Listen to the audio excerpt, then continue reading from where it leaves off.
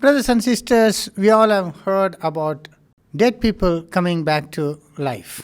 I'm not talking about zombies as in movies or people coming back as ghosts, but dead people coming back to life in actual life. Those who were declared dead coming back again and living. That we have heard from our childhood days. I remember my mom telling me about one instance in which an old lady was buried. And the same night, a thief wanted to get at her jewelry. So he dug up the grave and he was pulling the woman's ring from her finger by putting his leg on the chest and pulling it out. When suddenly she came back to life and stood up. And it is also said in that story that that man seeing that died of shock. And we have come across stories like this in the news.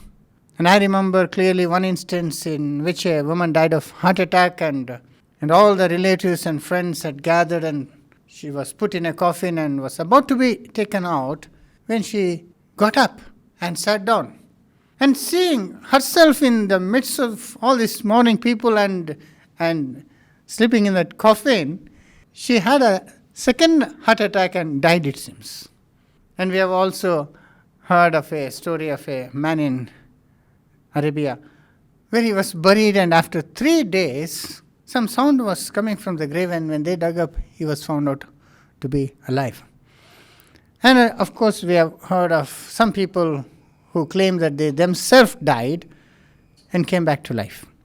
And in the meantime that they went to heaven or hell and met God and so on. And also we have heard of preachers claiming to have raised the dead. So all these things are quite difficult for most of us to believe. And many instances we try to rationalize it. Maybe the person who was presumed dead was not dead at all in the first place. Maybe he fell unconscious or like that woman who was dug up out of the grave. The thief who was trying to pull out the ring was actually pressing her chest and maybe resuscitating her. And also maybe the doctor's error or change of condition in which the person in coma or in some unconscious state came back to life. We have heard of people coming out of the morgue also. Those who were declared dead and kept in the mortuary have also come back from there. So, brothers and sisters, these things are difficult to believe. But what if the Holy Bible says that some people who were dead came back to life? Then we can't deny that. And most Christians know that the Bible says about people coming back to life after being dead. And most of them can give some 3 or 4 examples from the Bible. But actually today we will see that there are 10 instances of people coming back after death. That we will see today and what are the lessons we can learn from these things. The first instance we can see is in the life of Prophet Elijah.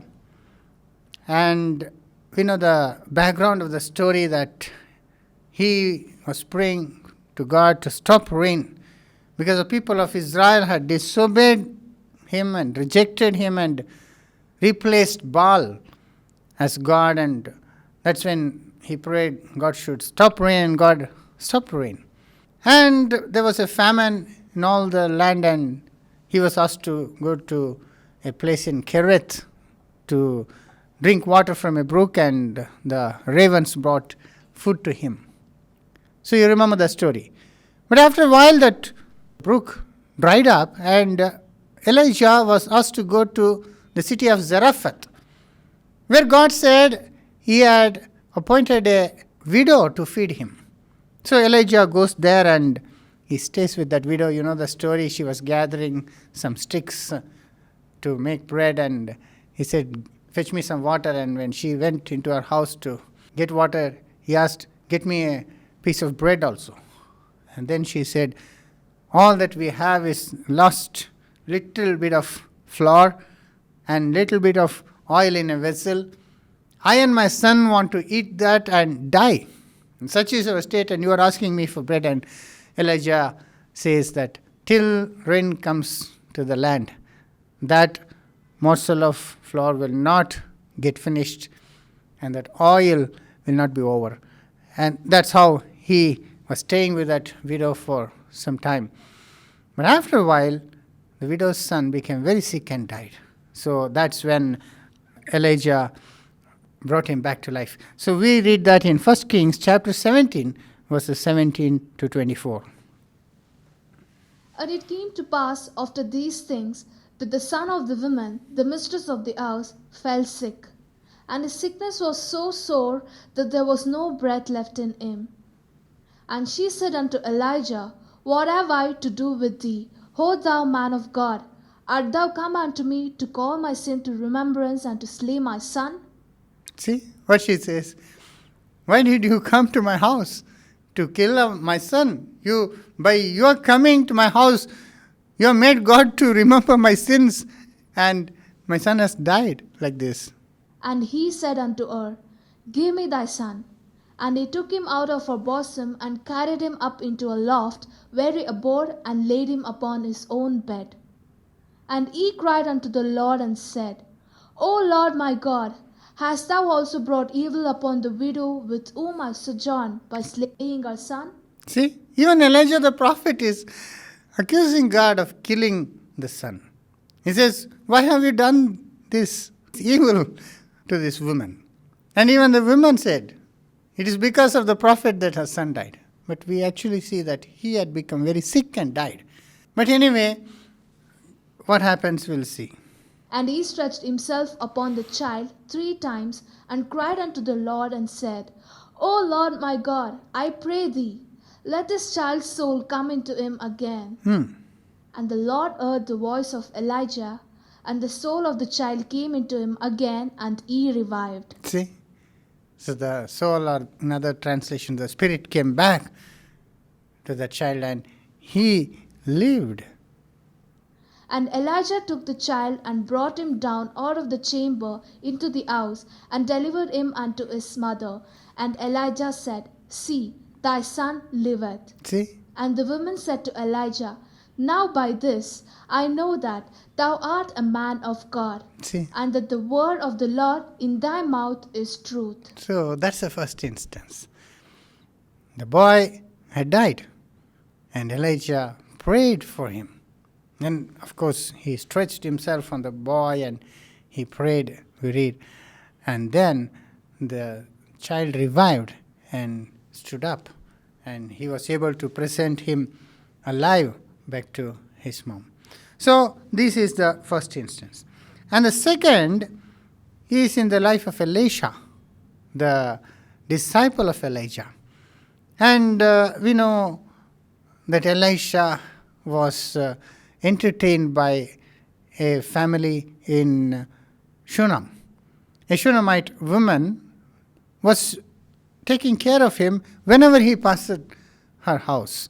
She used to feed him and refresh him as he went on his journey. And as he was often passing that way, she and her husband built a room on top of the house so that he could rest a while and go on with his journey. So they were so hospitable to him, and we know the story. One day Elisha calls her and he asks her, what do you want? You have been so nice to us. What do you want me to ask on behalf of you to God? And she says, nothing, I have everything. But Elisha's servant reminds him that she is without a child, so she doesn't have a son. And then Elisha prophesied and said, by this time next year, you will have a son.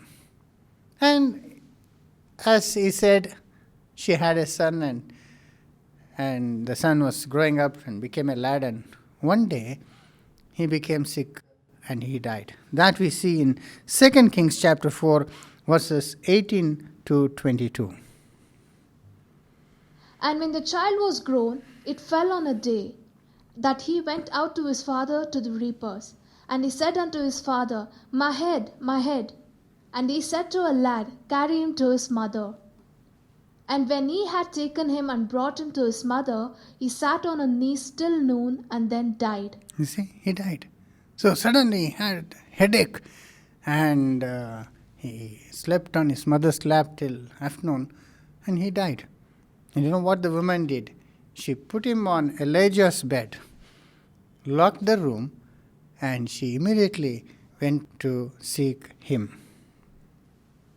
And she went up and laid him on the bed of the man of God, and shut the door upon him, and went out. And she called unto her husband, and said, Send me, I pray thee, one of the young men, and one of the asses, that I may run to the man of God, and come again. See, immediately she left in search of that man, and she found him, and she insisted that he come, and finally he agrees to come. And when he comes, what he does in 2 Kings chapter 4 verses 32 to 36. And when Elisha was come into the house, behold, the child was dead, and laid upon his bed. He went in therefore, and shut the door upon them twain, and prayed unto the Lord. And he went up, and lay upon the child, and put his mouth upon his mouth, and his eyes upon his eyes, and his hands upon his hands, and he stretched himself upon the child, and the flesh of the child waxed warm. See, 2 times he lay himself on the child, just like Elijah. Now why did he do that? Because Elijah did, he also did. After all, he was his disciple. But we know one thing, that the child will come back to life. Not because he lay on the child. Because however long we lie on a dead person, we can't bring them back to life. It is not so easy. But we do not know why they actually did it, but when he did, what happened? Then he returned and walked into the house to and fro, and went up and stretched himself upon him, and the child sneezed 7 times, and the child opened his eyes. See, the child opened the eyes. He got up, and he was able to call that woman and present that boy alive, just like Elijah did to the widow in Zarephath. And he called Gehazi, and said, Call this Shunammite. So he called her. And when she was come in unto him, he said, Take up thy son. So that is the second instance. Now the third instance also is related to Elisha, but he was not alive when this happened. He had died, and he was buried in a sepulchre, in a cave. And after about 1 year, something very strange happened here. That we read in 2 Kings chapter 13, verses 20 to 21. And Elisha died, and they buried him. And the bands of the Moabites invaded the land at the coming in of the year. And it came to pass, as they were burying a man, that behold, they spied a band of men, and they cast the man into the sepulchre of Elisha. And when the man was let down and touched the bones of Elisha, he revived, and stood upon his feet. You see? So, Elisha was laid in a cave. After 1 year, the people of Israel were carrying a dead body to bury him somewhere. And suddenly these Moabites started to approach. And they, out of fear, they opened the first cave, the sepulchre that was available, and threw the body there and began to run. You know what happened? The moment that corpse touched Elisha's bones, it revived. He got up and he too started running. So this is very, very strange and wonderful. So the dead person coming back to life the moment he touched the bones of Elisha. So this is the third instance. So for the whole of Old Testament, these 3 instances are mentioned where dead people came back to life. Now next, when we come to the Gospels in the New Testament, we see Jesus raised 3 people who were dead. And that we see first of all in Luke chapter 7 verses 11 to 17. And it came to pass the day after that he went into a city called Nain, and many of his disciples went with him, and much people. Now when he came nigh to the gate of the city, behold, there was a dead man carried out, the only son of his mother, and she was a widow. See? And much people of the city was with her. See, again a widow. We have seen so far, we are seeing the 4th instance. Among them, 2 are widows. And 3 women's only son is raised.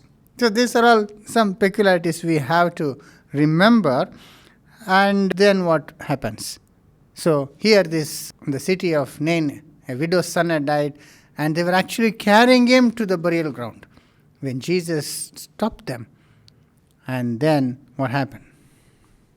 And when the Lord saw her, he had compassion on her, and said unto her, Weep not. And he came and touched the bier, and they that bare him stood still. And he said, Young man, I say unto thee, arise. And he that was dead sat up, and began to speak. And he delivered him to his mother. And there came a fear on all, and they glorified God, saying that a great prophet is risen up among us, and that God hath visited his people. And this rumor of him went forth throughout all Judea, and throughout all the region round about. You see, that dead man stood up the moment Jesus asked him to arise. So this was such a great miracle that it began to spread everywhere, and Jesus became well known after this incident.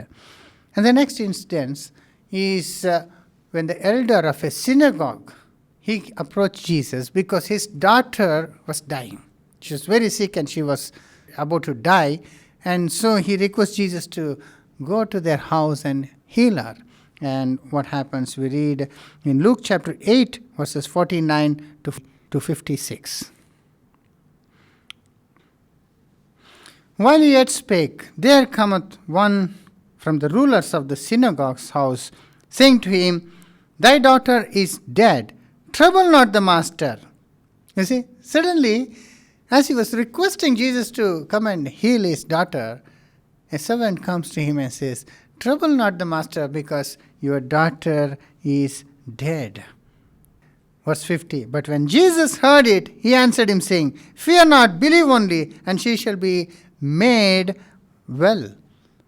And then, verse 51, when he had come into the house, he suffered no man to go in, save Peter, James, and John, and the father and the mother of the maiden. And all wept and bewailed her, but he said, Weep not, she is not dead, but sleepeth. And they laughed him to scorn, knowing that she was dead. Those who were crying suddenly started to laugh when Jesus said, She is not dead, but she is sleeping. And he put them all out and took her by the hand and called her, saying, Maid, arise. And her spirit came again, and she rose straightway, and he commanded to give her meat. You see, the moment Jesus said, Maid, arise, she sat up. And verse 56, and her parents were astonished, and he charged them that they should tell no man what was done.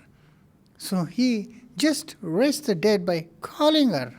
And this was the second time Jesus brought someone back to life. So far we have seen 3 sons. And then this was a daughter. And then the third instance is, of course, very popular. That's when Lazarus died. And we know the story.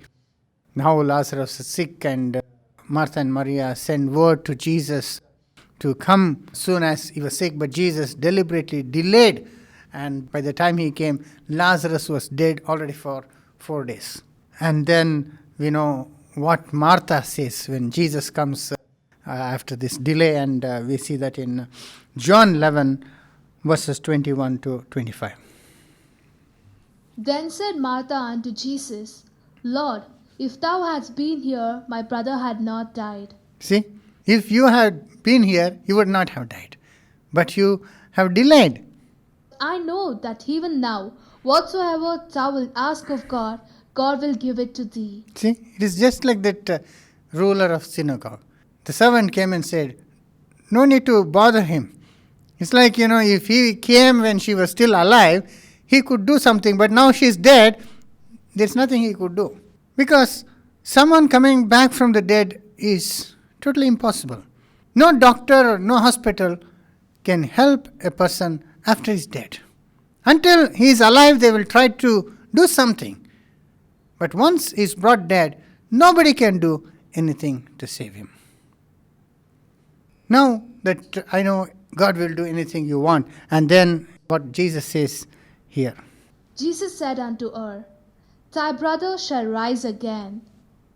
Martha said unto him, I know that he shall rise again in the resurrection at the last day. You see, Jesus says, but your brother will rise again. And she says, I know, he will rise again in the last day when the resurrection takes place for all mankind. But Jesus says, Jesus said unto her, I am the resurrection and the life.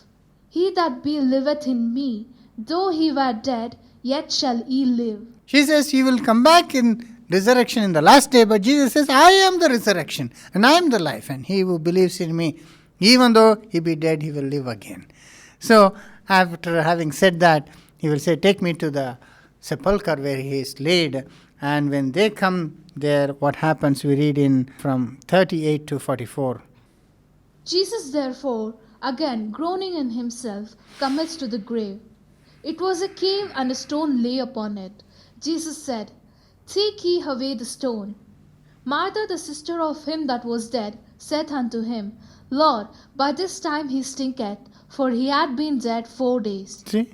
Jesus saith unto her, Said I not unto thee, that if thou wouldst believe, thou shouldest see the glory of God? Then they took away the stone from the place where the dead was laid.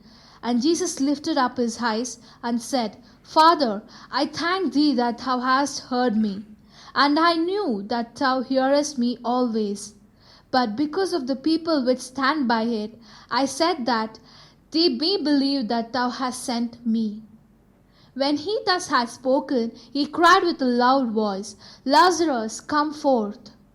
And he that was dead came forth, bound hand and foot with grave clothes, and his face was bound about with a napkin. Jesus saith unto them, Loose him and let him go. See, this is such a wonderful thing. A person was dead for 4 days, being bound all over the body and a napkin fastened to his head. But when Jesus called him, Lazarus, come out, he stumbled out of the cave. So much so that Jesus said, you remove the clothes and set him free. So we know that because of this, Jesus became so popular that the leaders started fearing him, and because the whole world is after him, and then they sought to kill him. So anyway, after that we know that they plotted to kill Jesus, and they were successful in passing the judgment, and finally they crucified Jesus. And when Jesus was on the cross, in the end of his 6-hour period, he with a loud voice cried, and then gave up his spirit, bowed down his head, and he died.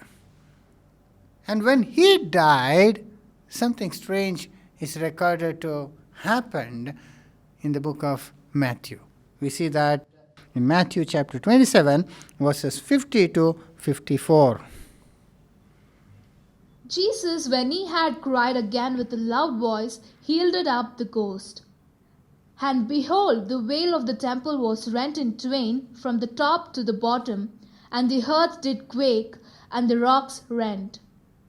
And the graves were opened, and many bodies of the saints which slept arose, and came out of the graves after his resurrection, and went into the holy city, and appeared unto many.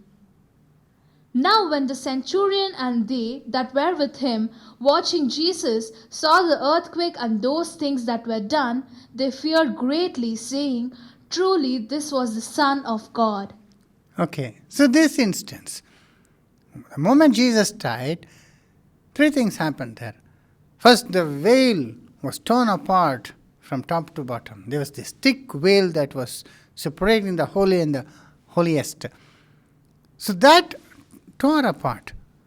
And secondly, there was an earthquake, and rocks began to split open, and then graves were opened, and the bodies of saints arose. And it says they went into the city and appeared to many. That we will read again. The veil of the temple was rent in twain from the top to the bottom, and the earth did quake, and the rocks rent. And the graves were opened, and many bodies of the saints which slept arose. See, many bodies of saints which slept arose, And came out of the graves after his resurrection, and went into the holy city, and appeared unto many. so many saints arose and went into the city and appeared to many. So this instance is a little bit confusing, because if such a great thing actually happened, there should have been such a big impact on all the people of Israel. You see, dead people, saints, we do not know how many, but it says many who slept, their bodies rose, and they went into the city. Imagine what would happen if dead people came back to their homes. Imagine if one person should come back also. What an impact it will have upon people. But here, not just one person, so many saints, they rose and went into the city and appeared to many openly. So if such a thing had happened, the entire nation would have realized what was the power of Jesus and who Jesus was, and there would be such a big revolution or a revival will take place. But actually we do not see anything like that happening. Even in the book of Matthew also, it is just mentions this thing, and nothing else happened in the city where these bodies went. Because if so many dead people arose and appeared to many, even the resurrection of Jesus itself will become eclipsed. Nobody will even talk about the resurrection of Christ, because when so many people have already risen and gone into the city, now Jesus also coming back to life would be not at all important. Such would have been the effect, but nothing like that happened. And also interestingly, when we see the same event in other Gospels, in Mark and Luke and John, John doesn't mention anything that happened there, but Mark and Luke particularly talk about the same events that happened when Jesus died or when he was about to die. They also mention about the curtain, the veil that torn apart, but they do not mention this rising of the dead. Now that's very, very peculiar, because if it was so important, that is so important, how they cannot mention such a great event? So we will check that in Mark chapter 15 verse 38 and Luke 23:45. In Mark 15:38. And the veil of the temple was rent in twain from the top to the bottom. That's it. And the next verse talks about the centurion believing. See, and when the centurion which stood over against him saw that, he so cried out and gave up the ghost. He said, truly this man was the Son of God. When he saw Jesus actually saying, Father, take my spirit, and bowing down his head and dying like that, then he believed. Not because of the graves being opened or because of the earthquake or the rocks being split and all. That is not even mentioned here. There no earthquake is mentioned, no graves opening in Mark. And what do we see in Luke? Luke chapter 23, verse 45. And the sun was darkened, and the veil of the temple was rent in the midst. That's it. So the sun was darkened, and the veil was rent in the middle. That's all we see. And then if you see the next verse, 23:46. And when Jesus had cried with a loud voice, Father, into thy hands I commend my spirit, and having said thus, he gave up the ghost. Now when the centurion saw what was done, he glorified God, saying, certainly this was the righteous man. That's all.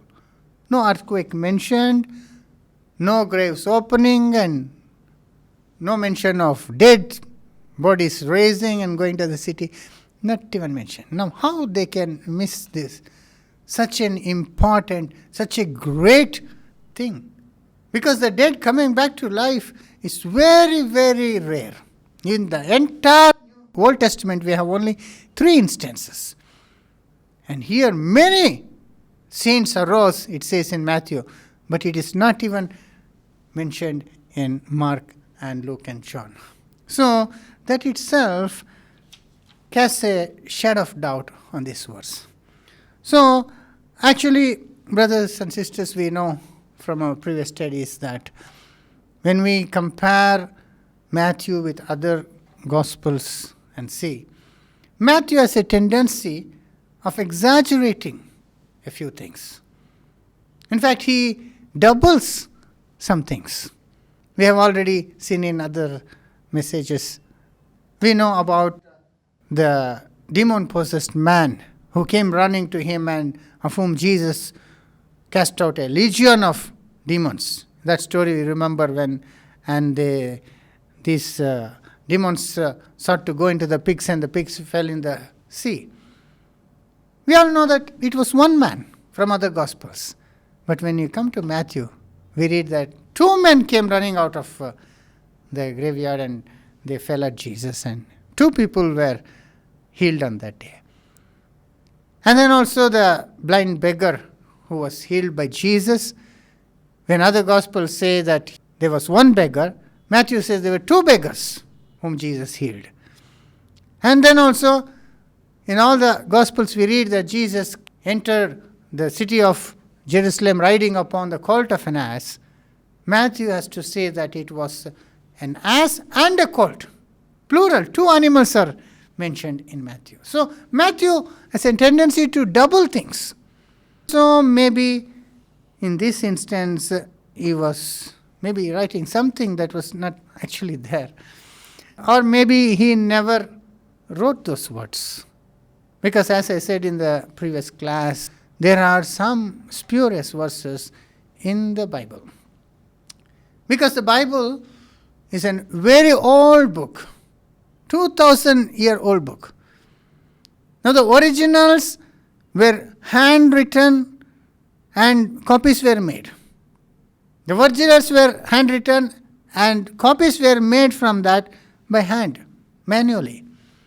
So there were so many copies that were copied by hand, and in the process of doing this, there are some words that have come inside. Because some words that were written as commentary or as margin by someone who was using that, later on after 100 years somebody transferring it included that as the main text, and therefore after that in all the copies that text will come. And also omission is also possible, that if anybody was making a copy, if by oversight he skipped something, in all the subsequent copies that words will be missing. And there are quite a few verses in the Bible, especially the King James Version, which has verses which is not in the oldest manuscripts. So that has been proved time and again, and many scholars feel that this could have been a spurious passage. Because otherwise it is very, very hard to believe that it had no great impact on the people, the dead going back, that is not practically possible, and then that it was not mentioned by other gospel writers is something which we cannot simply ignore. So having said that, the next person to be resurrected was Jesus himself. And we all know that the Gospels, in all the Gospels very clearly, we see that Jesus died on the cross. He was buried in Joseph of Arimathea's tomb. And after 3 days, he rose from the dead. And he appeared to the disciples the same day. And then he appeared 11 times in the same body. In some instance, asking them to touch him. And he also showed that he was not a spirit, because he took food from them and ate it. And he said he has flesh and bones, which the spirit don't have. And then in one instance we read in 1 Corinthians chapter 15 that he appeared to 500 people at a time. And then finally, when the disciples were seeing him, he was literally lifted up and went into heaven. And from then on, he's alive, and of course he has promised to come back. So Jesus was that eighth instance of someone coming back from the dead. And after Jesus' time, his disciples, Peter and Paul to be specific, they both raised a dead person. And first we see Acts chapter 9 verses 36 to 42, where Peter brings back a woman called Tabitha. Acts chapter 9 verses 36 to 42. Now there was at Joppa a certain disciple named Tabitha, which by interpretation is called Dorcas. This woman was full of good works and harm deeds which she did. And it came to pass in those days that she was sick and died, whom when they had washed, they laid her in an upper chamber. And forasmuch as Lydda was nigh to Joppa, and the disciples had heard that Peter was there, they sent unto him 2 men, desiring him that he would not delay to come to them. Then Peter arose and went with them. When he was come, they brought him into the upper chamber. And all the widows stood by him, weeping, and shaving the coats and garments which Dorcas made while she was with them. But Peter put them all forth, and kneeled down and prayed, and turning him to the body said, Tabitha, arise. And she opened her eyes, and when she saw Peter, she sat up. And he gave her his hands, and lifted her up, and when he had called the saints and widows, presented her alive. See? And it was known throughout all Joppa, and many believed in the Lord. You see, even in this instance where a single woman was brought back to life, it became so famous in all of Joppa. But there, so many dead, graves were opened and dead people rose and went into the city, and nothing is mentioned as happening there. And that's very peculiar. And no more details as to what happened to them afterwards. So, brothers and sisters, that incident in Matthew 27 is highly doubtful. But coming back here, Peter, this wonderful thing, he knelt and prayed, and he called her, Tabitha, arise. And she opened her eyes and sat up. And he gave her his hand, and he brought her out and presented her alive to all the weeping friends. So that is another incident. And the last incident in the Bible about the dead coming back to life is the life of Paul in Acts chapter 20 verses 7 to 12. And upon the first day of the week, when the disciples came together to break bread, Paul preached unto them, ready to depart on the morrow, and continued his speech until midnight. And there were many lights in the upper chamber where they were gathered together. And there sat in a window a certain young man named Eutychus, being fallen in a deep sleep. And as Paul was long preaching, he sunk down with sleep, and fell down from the 3rd loft, and was taken up dead. You see, that's what happened. When Paul came to break bread with his disciples, other disciples, and he went on preaching from evening. It went on up to midnight.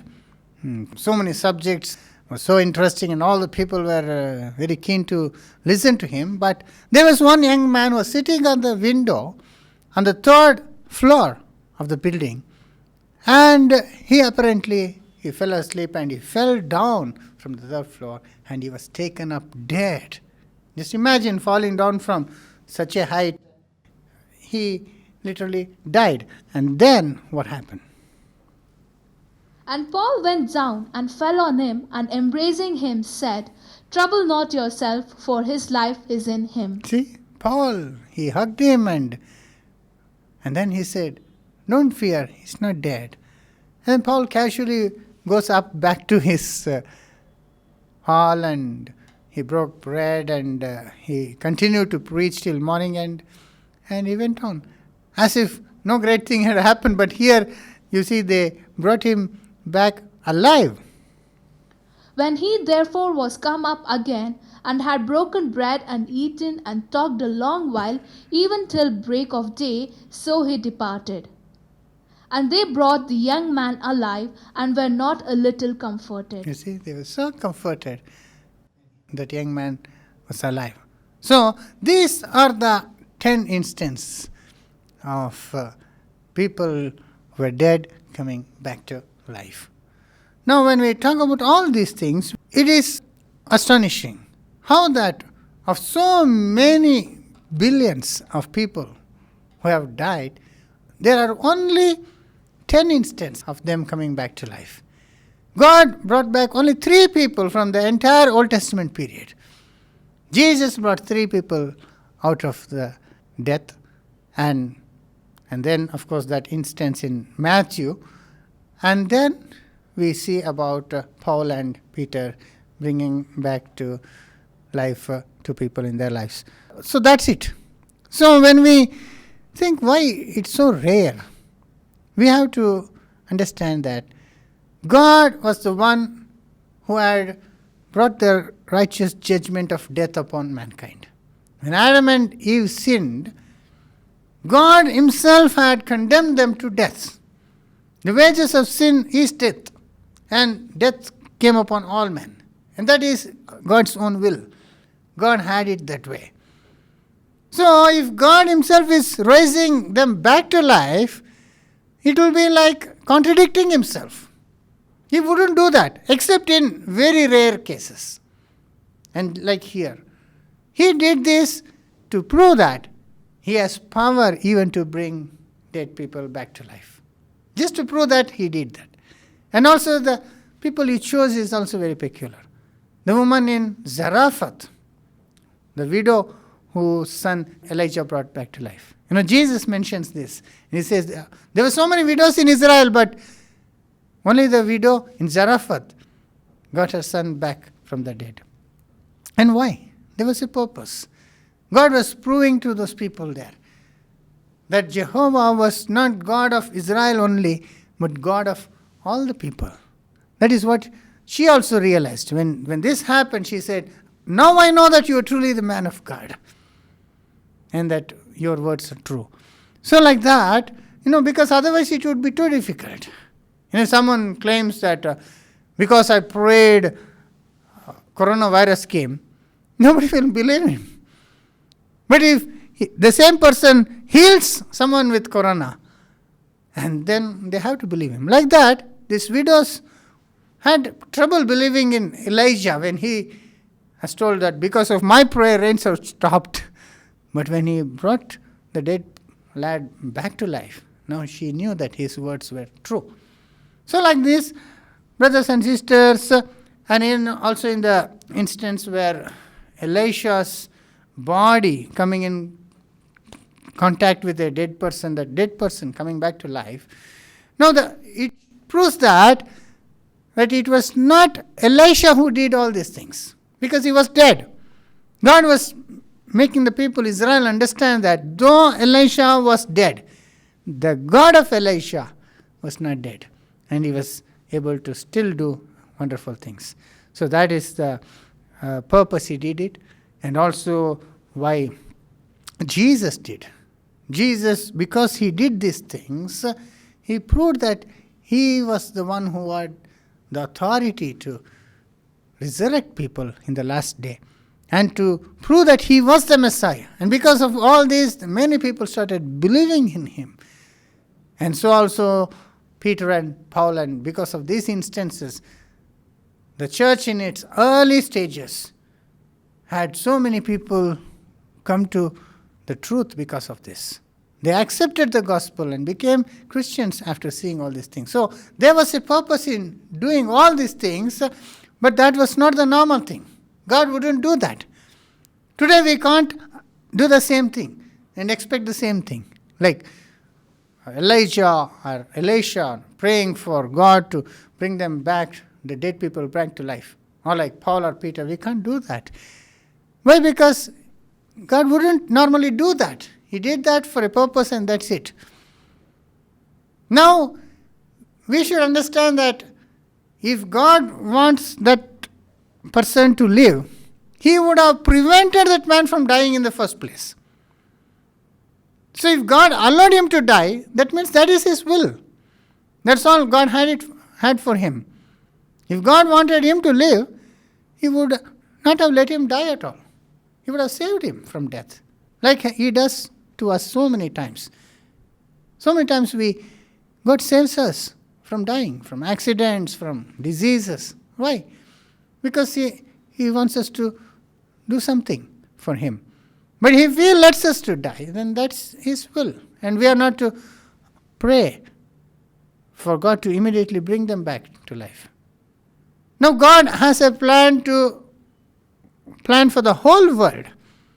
Not only that one particular woman in Zarephath or Shunammite woman, or these rare cases, a few being raised. God has a grand purpose in future. That He will do through His Son when His Son returns and starts His kingdom. But until then, meanwhile, we have to accept whatever God permits and wait till that last day of resurrection. As Martha said, all will come back in that last day when the resurrection takes place. So, brothers and sisters, having said that, we have to note here that there's a big difference in all these resurrection incidents and the resurrection of our Lord Jesus. In fact, Jesus was the only person to be really resurrected. All others were temporarily brought back to life, or shall we say awakened, just for a short period, temporarily, because they all died again. All this widow's son and Shunammite woman's son and Jairus, the ruler of synagogue, his daughter, or Tabitha, or Eutychus, or any of these people, they came back to life only to die again. They did not totally beat death. They did not defeat death. Jesus was the only one who defeated death. He came back to life and did not die again. He lived for 40 days to show that He was alive. And then He went to heaven and He's alive for 2,000 years. And that same Jesus will come back again. He will never die again. So that is the real resurrection, in the true sense. All others were only temporarily brought back to life. But Jesus permanently, He defeated death. So in that sense, only Jesus was resurrected from the death, and that is what the Bible again and again emphasizes in Acts chapter 26, verses 22 to 23. We read like this. Having therefore obtained help of God, I continue unto this day, witnessing both to small and great, saying none other things than those which the prophets and Moses did say should come, that Christ should suffer, and that He should be the first that should rise from the dead. You see, that Christ should suffer and that He should be the first to rise from the dead. So all other instances are not even counted. They all were only temporarily revived but died again. But in the real sense, Jesus was the first to rise from the dead. That Christ should suffer, and that He should be the first that should rise from the dead. See, He was the first. And also we see the same in Colossians chapter 1, verse 18. And He is the head of the body, the church, who is the beginning, the firstborn from the dead. You see, the firstborn from the dead. Jesus is the firstborn from the dead, it says. And also Revelation chapter 1 verse 5. And from Jesus Christ, who is the faithful witness and the first begotten of the dead. You see, the first begotten of the dead. So he was the only one to be truly resurrected. And he never died again. He continued to live on. So that we have to see. And also, when we say that he is the first begotten, the first to raise from the dead, then there have to be a second and third and subsequent resurrections also. That we see in 1 Corinthians chapter 15 verses 20 to 23. But now is Christ risen from the dead, and become the first fruits of them that slept. You see, he is become the first fruits of them that slept. For since by man came death, by man came also the resurrection of the dead. You see, since from man came death, resurrection of death also comes from man. That is, from man means from Adam came death, and from Jesus came the resurrection of life. For as in Adam all die, even so in Christ shall all be made alive. You see, all will be made alive, it says. Just as in Adam all die because of his sin, all were condemned to die. Because of the righteous act of Christ, all will be made alive.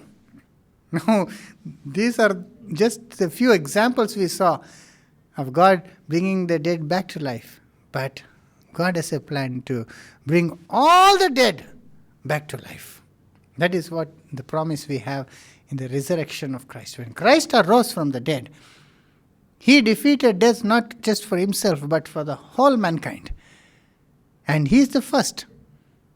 And he arose and went to heaven. He is going to come back. And when he comes back, he will bring all the rest of the dead back to life.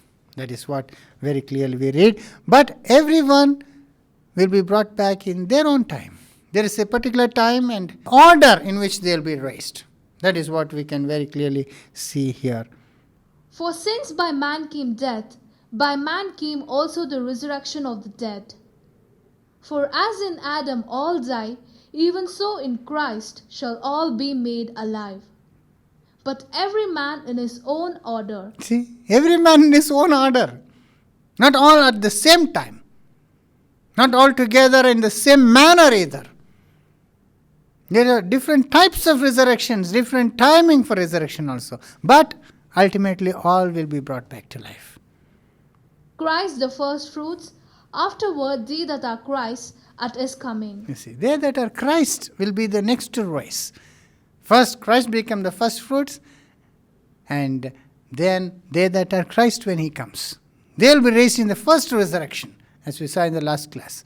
When Christ returns, the faithful witnesses will be raised, brought back to life, and they will live and reign with him 1,000 years. And then there will be subsequent resurrections, and all will be raised. It is definitely promised that all will be totally brought back to life. It's just like the vaccination program going on in India. There are so many people in India, about 1.5 billion people in India, and if all of them have to be vaccinated, it is not possible for all to be vaccinated from this coronavirus infection. All cannot be vaccinated same time. So there is a priority given. First, the priority is for the health workers, for doctors, for nurses, for other staff who are treating these patients, COVID patients. So they were given the first preference. Only they were vaccinated. And then it went on like that to next to the oldest people, because they are more prone to these attacks and they cannot survive this COVID-19 infection. So 59 and above older people were given the chance to be vaccinated. And afterwards, from 45 above were given. And finally, those above 18 and afterwards finally to below 18 also. So in that pattern, just like that, even in the resurrection of the dead, Though all will be brought back to life, it will be in stages. So that's what very clearly Paul says. Everyone in his own order, he says. Christ, the first fruits, then they that are his when he returns, and then during the 1,000 years when he rules on earth, then all the rest will be brought back to life. And of course we can understand from Jesus' words that the last will be first and the first will be last. The order will be the reverse. Adam and all the first generation will not be first to be raised during the 1,000 years. It's going to be the last will be the first. The last generation which die will be raised first. And then the previous generation, and then on. And the last generation will be Adam. So like that, we can understand. Anyway, that is for another separate study. Now we know that God has promised a resurrection for all. This is so wonderful. Though there are 10 instances, yet God has promised resurrection for each and every one. Even though they be dead for ages, even though they have become dust again and they have been burnt or there is no trace of them, yet God is able to bring them back to life, resurrect. And that is the promise we have. We will read in Acts 24:15 first. And have hope toward God, which they themselves also allow, that there shall be a resurrection of the dead, both of the just and unjust. You see, there shall be a resurrection of the dead, both of the just and unjust. So who are these two categories of people? The just are those who not only in this age believe in Jesus and are washed of their sins and follow Jesus. They are the just. They have been justified and they have lived a life of holy life. They will be raised, the first resurrection. But the unjust also will be raised. Who are the unjust? The rest of mankind. Those who are not yet saved by the blood of Jesus. Even they will be raised so that they will be brought into the knowledge of the gospel. So that we see the resurrection for just and the unjust. So how wonderful, brothers and sisters, this thing which in the Old Testament is very rarely given. Very few verses in the Old Testament about resurrection. But it was expected, it was a kind of a desire of so many people that if a person die, they can come back. That question Job asked in the very first books of the Bible. We see Job chapter 14 verses 14. Job wonders if there is a resurrection, how nice it will be, and he will be glad to be brought back to life. That we see in Job 14:14. If a man die, shall he live again? See, that's a question. If a man die, shall he live again? Is a question Job asks. If a man die, shall he live again? All the days of my appointed time will I wait till my change come. You see, all the days I am willing to wait till my change come. Change means change from the dead state back to life. He says, I will patiently wait till that my turn comes. Thou shalt call, and I will answer thee. You see, it's like you call me and I will come back from the grave. It's as simple as that. Just like Jesus called them out of the grave and Lazarus came out. That young girl stood up and the young man who was taken to the graveyard, he also started talking after he sat up. So like that, he says, you call me and I will answer back. Thou wilt have a desire to the work of thine hands. See, he says, you will definitely love those whom you have created. God created human beings and he desires them to come back to life. Though he let them die, so that they may know what is the wages of sin, what is the consequence of sin. God let them experience death, yet God still loves them. He has a desire for them. So therefore, he sent Jesus to die for mankind, and in raising Jesus on the third day has given hope of resurrection to all mankind. And he has promised, the word clearly says that all will come back to life. So that's what Job really dreamt of, and how true and wonderful it is that God has really a plan in which he will bring all the dead back to life. And this may be very, very unbelievable. But Jesus says, do not marvel when I say that all the dead will come back. That we see in John chapter 5 verse 28. Marvel not at this, for the hour is coming in which all that are in the graves shall hear his voice. See, all that are in the graves will hear his voice. Job said, you call me and I will come out. So here Jesus is saying, marvel not at this.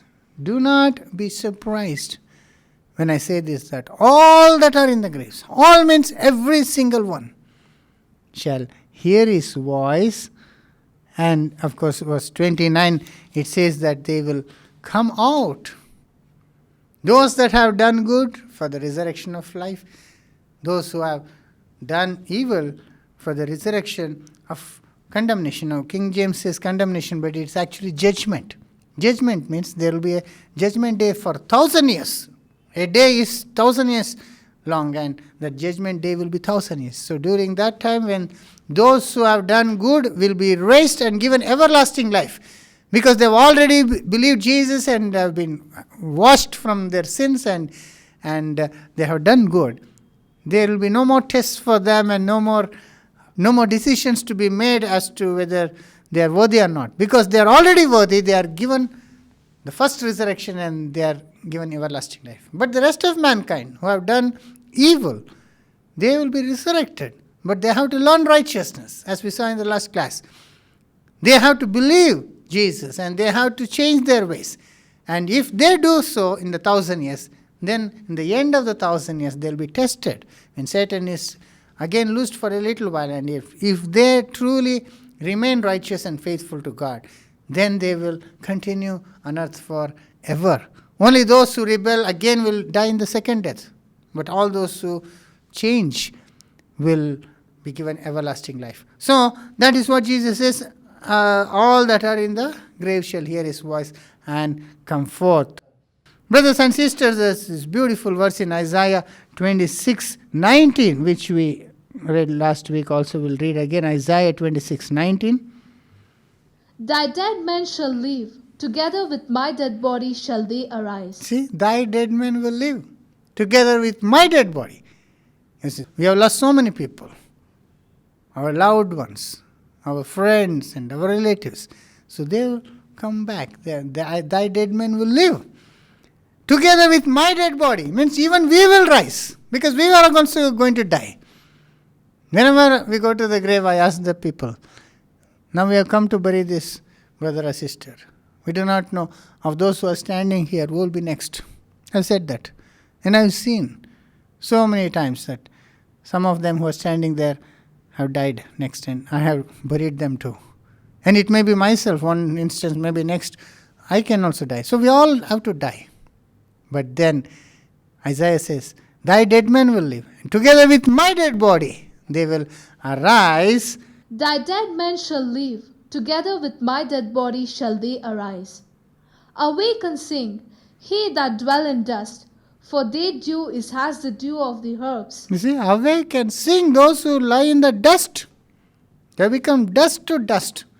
They have been turned to ashes. Yet, the dew, when it falls from heaven, earth will cast them out. Earth will have to hand over the dead. For their dew is as the dew of the herbs, and the earth shall cast out the dead. Earth will cast out the dead. Now the earth is in the process of swallowing the dead. So many people being buried. In today's newspaper I saw so many people buried on the banks of Ganges river. In the shallow graves, in the sand by the river. They have been just buried. So many bodies. It's so sad to see that. But the time will come when all the dead will come forth. The earth will cast out the dead. The same we see in the book of Revelation also. The earth and the sea cast out the dead. And so many people came back and stood before God. So that is the wonderful hope that we see here. And lastly, brothers and sisters, we know that we are coming to the end of this world. And how do we know we are in the end? Because Israel is going to get into trouble, and Michael is going to fight for Israel. And when that happens, we know that we are very close. Then there will be a great time of tribulation and the world will end. And what will happen after the end is also given to us in Daniel chapter 12 verses 1 and 2. And at that time shall Michael stand up, the great prince which standeth for the children of thy people. You see, for Israel, Michael will stand up for his people. Now today, the whole world is against Israel, condemning Israel, even though Israel is trying to defend itself. But Michael will stand for Israel. And there shall be a time of trouble, such as never was since there was a nation, even to that same time. You see, then there will be a time of trouble, such a great time of trouble, that there was no such trouble till now, and nor will be afterwards. Already the world is suffering so much because of the coronavirus pandemic.